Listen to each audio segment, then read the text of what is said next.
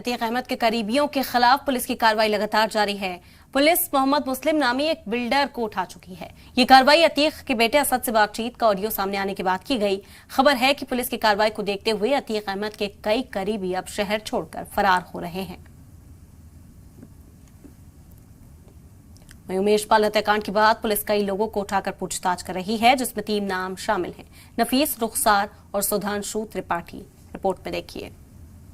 हत्याकांड के बाद माफिया अतीक अहमद के 3 करीबियों पर शिकंजा कसा था, उनसे पूछताछ भी हुई थी, लेकिन अब इस पूरे मामले में अतीक और अशरफ की मौत के बाद शक की सुई गुड्डू मुस्लिम के साथ साथ 3 अन्य लोग पर भी घूम गई है।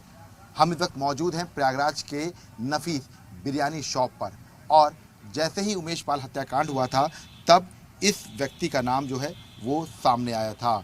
नफीस बिरयानी, रुखसार, सुधांशु त्रिपाठी और उर्फ बल्ली पंडित। ऐसे में बिरयानी से करोड़ों की संपत्ति बनाने वाले नफीस को अतीक का फाइनेंसर माना जाता था। बल्ली पंडित माफिया का खास आदमी है और इस पूरे मामले में कार जो है रुखसार के नाम थी। ऐसे में इन तीनों को पुलिस ने उठाया था, लेकिन इनको कहाँ रखा या छोड़ दिया, इस तरह के तमाम सवाल जो हैं वो अब खड़े हो रहे हैं। इसके साथ साथ आपको बता दें कि इस पूरे मामले में अब जांच की सुई अतीक और अशरफ की मौत की इन तीनों पर भी घूम गई है, क्योंकि ये बेहद करीबी थे और अतीक के फाइनेंसर के तौर पर नफीस बिरयानी का नाम था। तो कहीं ऐसा तो नहीं कि गुड्डू मुस्लिम के साथ मिलकर इन लोग ने अतीक और अशरफ की हत्या का प्लान बनाया था।